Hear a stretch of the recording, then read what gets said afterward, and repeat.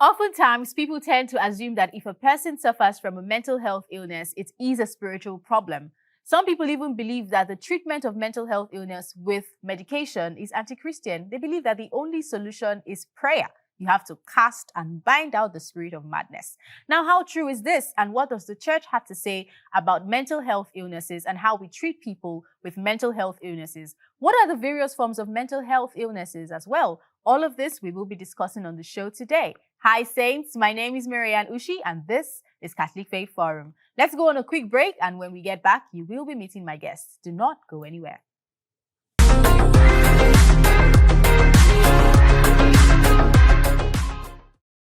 Welcome back, Saints. This is Catholic Faith Forum. I am Ushi. Our topic for today is the church's stance on mental health evaluation. It's a very long topic, but basically we're talking about mental health illnesses and, how we treat people with mental health illnesses. So I have two amazing guests with me here in the studio. Padre, you have been nodding. Magama. Yes, I have Reverend Father Jude Mary Owo OP. I'm very sure he's a very familiar face. Yep. So yes, thank you very much, Padre, for agreeing to be on the show. I'm going to be on the show one way or the other, either in front of the camera or behind the camera, mostly behind the camera. Okay, so agreeing to be in front of the camera this time. I heard. Yes, and then I also have here with me Bryan Okwuba. Yes, thank you so much, Bryan, for joining me today. It's lovely having you. Thank you so much for having me here. Okay, so Bryan Okwuba is a young graduate pharmacist from the University of Lagos. He's a skincare content creator and a mental health advocate. His passion for mental health has led him to a number of impactful ventures, such as organizing mental health outreaches in secondary schools, tutorial centers, and his community at large. Also, he has had the opportunity of speaking about mental health on radio, TV, social media. Bryan is a foodie and enjoys exploring different foods and restaurants. He also enjoys singing and traveling.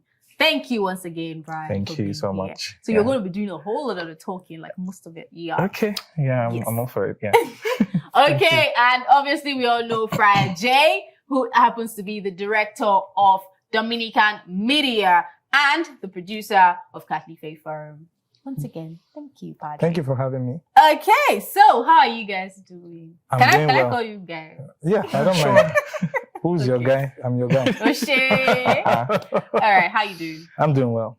Okay. How about you, Bryan? I'm doing great. I'm fine. Okay, I like your skin though. I see. Thank you. Content creator. Oh my gosh. We are trying. Thank you. Yeah. All right, welcome to the show. Thank you very much. So, Bryan, what is mental health illness, and how do we identify people suffering from it?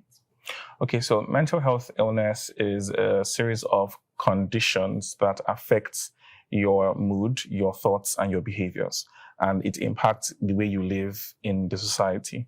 So when you see individuals who are deviating from their normal behavior, or what you term as normal, the way they relate to people, the way they think, the way they do stuff around the house or at work, you know that there's something definitely wrong with that person, and it calls for you to be concerned and also do something about it, either by speaking to them about it, if they have any mental illness, because sometimes some of them do not even know that they have a mental illness, and it depends on your level of exposure. If you know about mental health illnesses, and that's for you, then you can now decide to go ahead to speak to them about it, or if they are aware about it, you can all talk to them. How can I help to manage your mental health illness? Yeah. Okay, thank you very much, Bryan. Padre, do you have anything to add? Basically, from a layperson's point of view, you know that somebody has some level of mental instability if they are not able to hold a conversation, their behavior pattern is off. Basically, sometimes they don't necessarily have to dress in ways that are shabby or anything, but you just know that coherently they're not speaking coherently. They are not able to engage you in any meaningful way, and sometimes too they give you the creeps, basically. Okay, so Bryan, can you quickly run us through some of the various types of mental health disorders? Because for some people, you're not. How do I put it now? They believe that it's until you're on the streets in tattered clothes that you can say, oh, this person has a mental health illness. But I know that there are other forms of mental health illnesses. So can you just quickly run us through some of Okay, those? there are actually a lot of them. I think about 6 or 7 of them. And you don't have to be in total clothes for you to have mental illness. Some of them dress properly and work, and they still have mental illnesses. We have the mood disorder, like that's bipolar. We have the anxiety disorder. We have the personality disorder. We have the psychotic disorder, which is, an example is schizophrenia. We have the eating disorder. Anorexia is an example. We have substance disorder, which is as a result of drug abuse that leads to mental health disorder. Yeah, that's pretty much everything. Yeah. Okay. So I'm just going to ask you about bipolar and schizophrenia. I'm just picking. Yeah. So how do we identify someone who's bipolar? Okay, sometimes they have 2 personalities. Most times they do. They exhibit, 1 minute they are acting their usual and normal, so the next minute they are exhibiting some things that you're not even aware of, except maybe you have taken time to understand that, okay, this person moves from this personality to this personality. And then you're like, okay, maybe this person has bipolar disorder. And then you can then ask the person, okay, I see sometimes you are acting this way, you are good at your job, you are responding, you're holding conversations, and then all of a sudden you're becoming very aggressive and you are not being at your best at work. Is there something wrong? Do you want to talk about it? And then if they're open to talk about it, oh, that's fine. And if they're not open to talk about it, then you can then help them seek help, maybe with their family member, because most times their family would know about it. Yes. So you can decide to take a further step to talk to your family about it or talk to them personally about it. So is it a personality disorder? It is a personality disorder, yeah. Okay. Then schizophrenia? It's a psychotic disorder. So basically it's from, most times, there are 2 causes of these disorders. One is genetic and one is drug-induced. So it's either you got it from either your parents or your forefathers, and it was passed down to you, unfortunately. Or you take drugs that lead you to have drug-induced schizophrenia. So schizophrenia is a psychotic disorder that it kind of messes with your brain, the brain chemistry. That's why it's called the psychotic disorder. Yeah. Okay. Yeah. Thank you very much. So, Padre, I want to believe that, in the course of carrying out your vocation, you would have encountered people like this who exhibit this minute, or how do I put it now? They're not on the road in tattered clothes. So we're going to go on a very quick break, and when we come back, we'll be addressing that. It's time for us to find out who our saint of the week is. Let's check it out.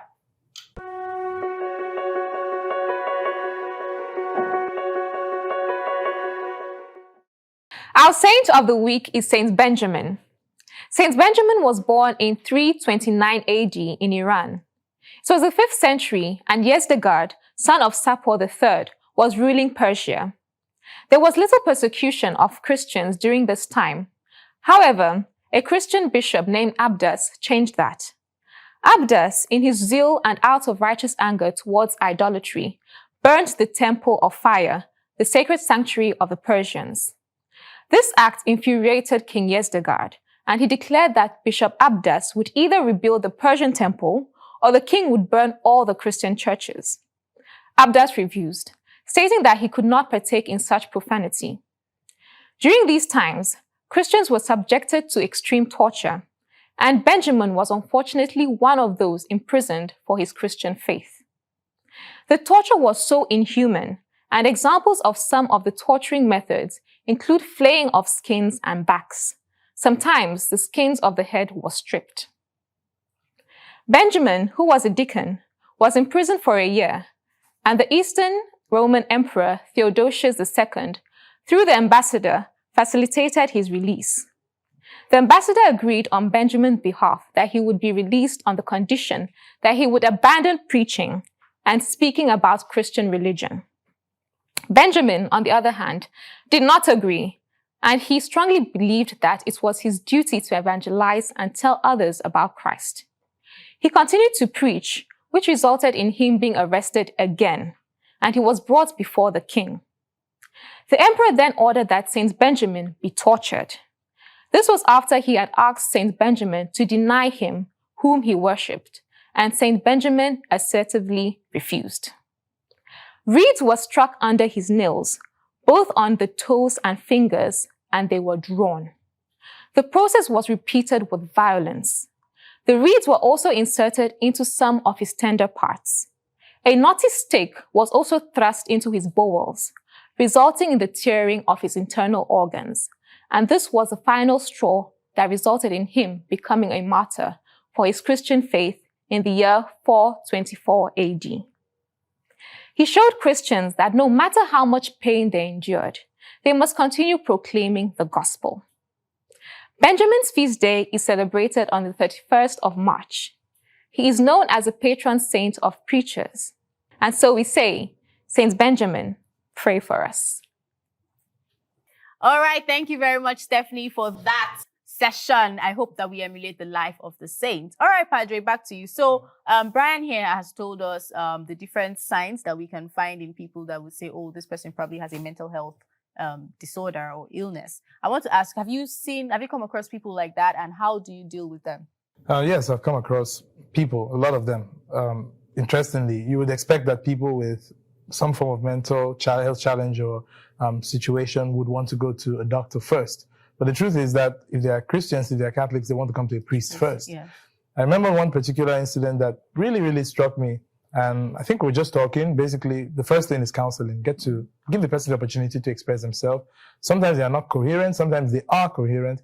And I said, have you been to a doctor? Yes, I've been to a doctor. Do you need further medical attention? And he says, whatever a doctor would be able to give me, you should be able to also. Yeah, I'm like, okay. So it shows that there's a lot of confidence reposed in the spiritual. And of course, it has an effect. Jesus in his ministry healed people who were mentally unstable. True. And of course, he also was a person of his time. So in many of those cases, the attention is spiritual.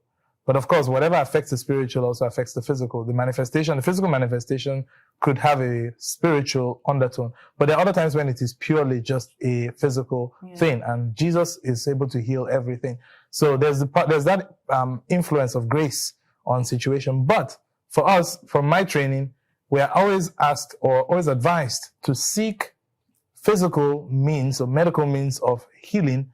And when that proves to be ineffective, then the spiritual. But it's always good to not just presume that it's a spiritual situation. Yes. And of course, that's where the church talks about faith and reason. So there is the importance of marrying both of them. There are certain things that the sciences are better equipped to handle. And there are other things that the spiritual care is better equipped to handle. It's always good that each discipline respects the jurisdiction of their own terrain. And only when necessary should you appeal to the other. So, yes, I have encountered people. So many times it comes up in counseling, either as a person or maybe someone concerned about that person, or maybe a community just saying, we see this person all the time. What can be done? But many times it's the individuals themselves who come forward to say, look, I'm challenged in this way. What should I do? So often it's counseling first, and then from the counseling, I'm able to tell if this person needs a medical attention or if it's a spiritual thing, and then I direct them to where they can get help. Okay, So I thank you. also add to what he said. You can also marry both the medical and the spiritual at the same time. Sure. You don't have to just maybe fix One just way. on one. Of course. You can have both of them. Of course. Because we have people who come to the hospitals and they bring their prayer groups and all of that. It's fine, yes. Yeah, so it's very important that we treat these people We- as humans, Exactly. just like us, and Yes. also find ways to To give help them them. help and Exactly. the attention that they need. Yes. All right, so Bryan, how can mental health disorders be treated? And can they be treated? How can they be treated? Okay, so the thing about mental health is I cannot say that it can be treated fully, but it can be managed Okay. to a very, very large extent. So there are different stages or severities of mental health. And there's the mild, and there's the moderate, and there's the severe. So the mild is, I would say, almost every person on earth has probably gone through one mental health disorder. It could be depression, it could be anxiety in their life. And that doesn't mean that they've had it forever. It just comes like a particular period of time in your life, and then after some time you are fine. But there are some people who have the moderate and the severe. Okay, hold on, please. Before we go to the moderate and the severe, it's time for us to meet our KYF crew to, enrich our faith. So over to you, Jeffrey.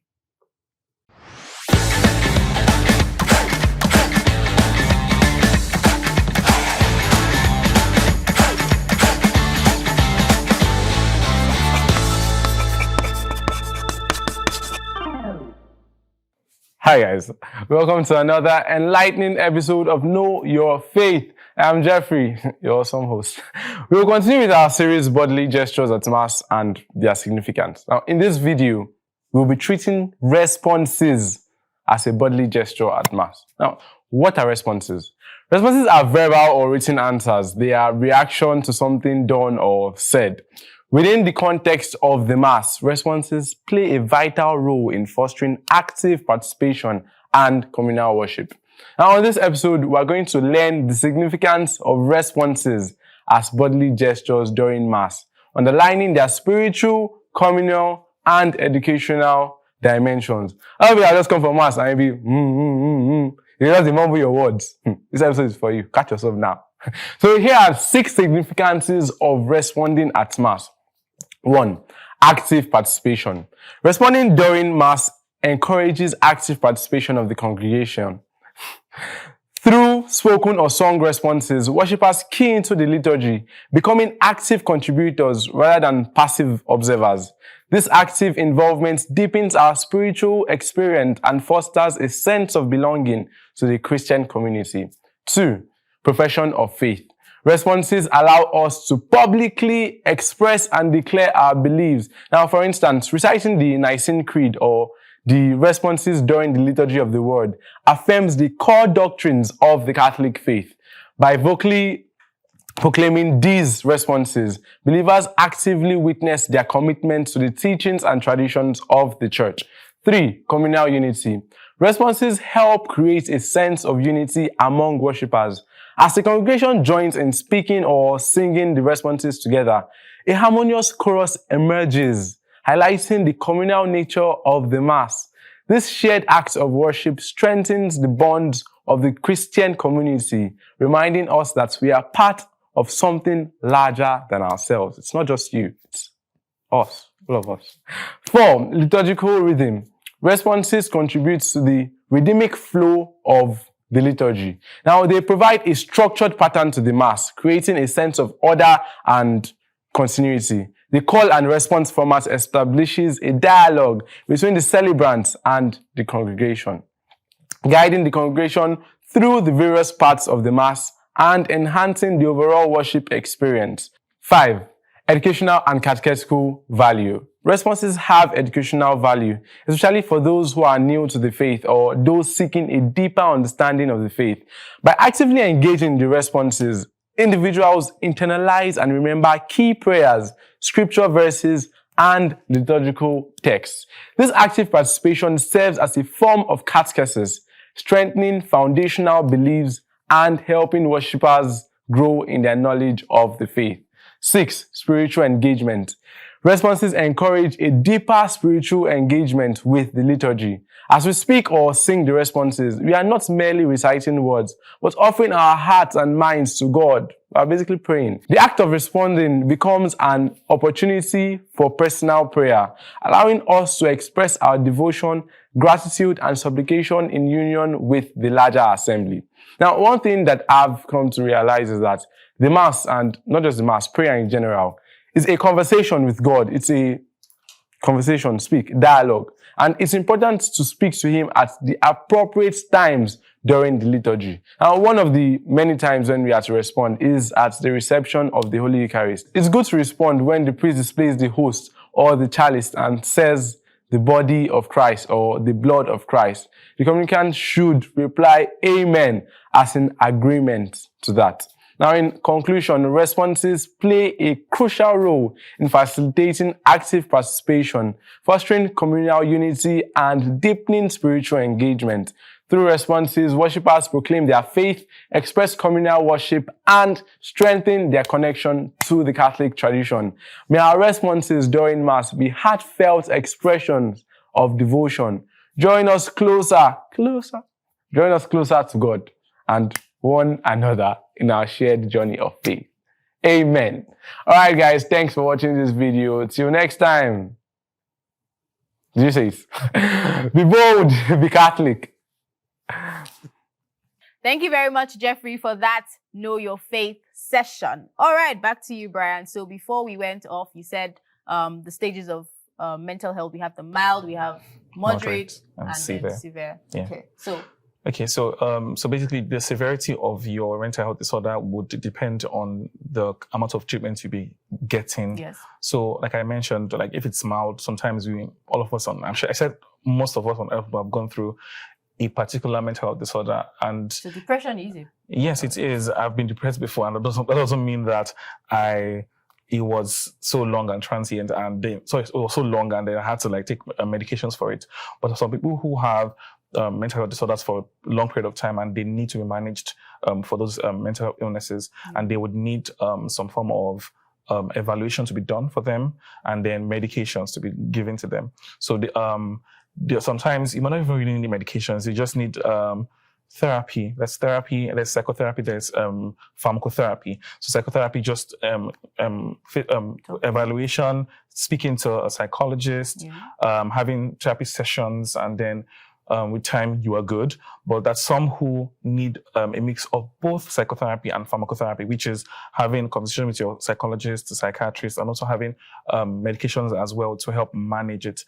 And sometimes with time, your psychotic episodes or the mental health, I would say episodes that occurs, it depends on, no matter what mental health disorder you have, it could be schizophrenia, autism, would reduce with time as long as you are adhering to your medications, and then you are attending to your therapy sessions with your therapist. Yeah. Okay. So basically, they can manage it either through therapy sessions or by medication, or even a combination of both. Yes. Nice. Thank you very much. So Padre, what should people with mental health disorders do? How should they live with it from the spiritual angle?